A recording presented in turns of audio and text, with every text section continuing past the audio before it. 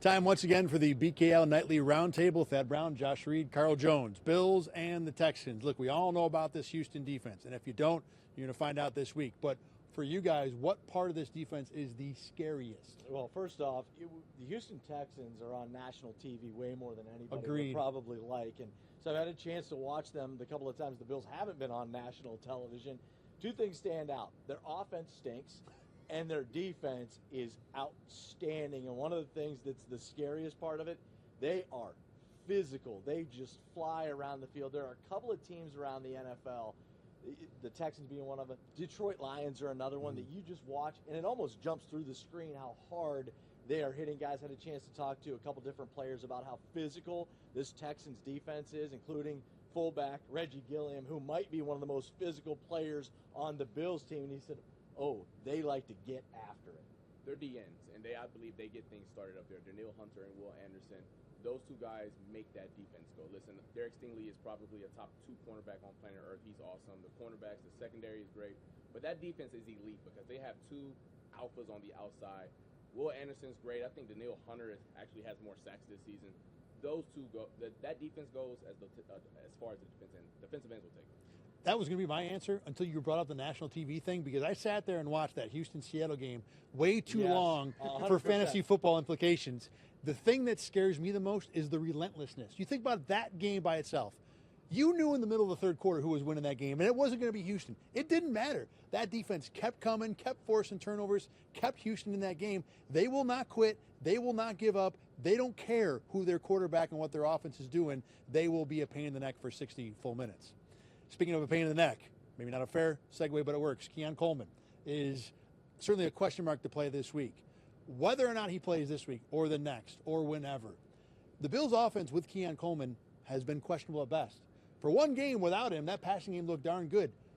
How much do the Bills really need him to win a championship? Yeah, suddenly Tyrell Shavers Right. has become the king of Buffalo, and it only took 4 catches, 90 yards, and a touchdown and a benching, quite frankly, of Keon Coleman to make everybody go, hey, this is the guy that deserves the chance. I'm wondering if the offense and the passing game struggles against the Buccaneers, if this conversation is what we're having about Tyrell Shavers, but that's, quite frankly, not the way it played out.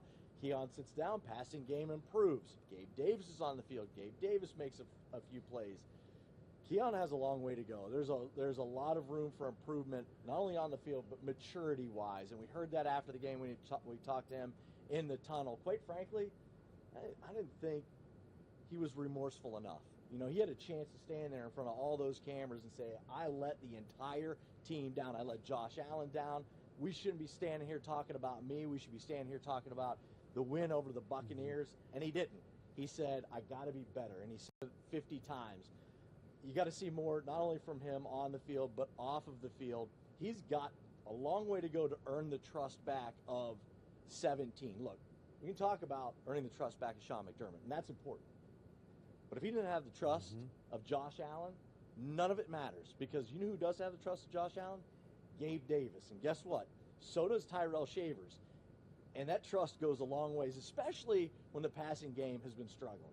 The idea of Keon Coleman, you need that guy to win a Super Bowl. The idea of a player who can play above the rim, he's athletic down the field, he can win on some of those boundary routes.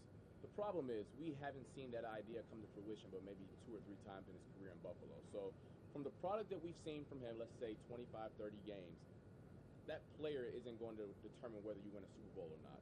The idea that you had when you drafted him in 2024, of course, that player is going to elevate this team to a Super Bowl. But I haven't seen that player here in Orchard Park for the better part of 1.5 years. So to answer your question, I don't think that he is necessary to raise the Lombardi Trophy. I just want to add one last point here, and that's that I agree with you. I don't think they need Keon Coleman to win the Super Bowl because of what you just said and what we saw. And the fact that this team is still going to be run heavy in a lot of situations. And James Cook and that offensive line is still going to be a huge factor in the postseason, especially when they're playing out in the elements. I agree with what a lot of you guys said. I just think that as much as Gabe Davis has the trust and as much as Tyrell Shavers is a guy all of us will get behind as a hard worker, the ceiling on that offense to me feels so limited that it puts too much pressure on everything else. Yes, the run game will be good. Have we seen a run game really carry a team to a championship without having pieces on the outside. Even Philly last year, they still had A.J. Brown and Devonta Smith that can raise the ceiling. The defense is too banged up to pick up for that slack. So I'm with you, Carl, that I don't think that Keon is going to show up.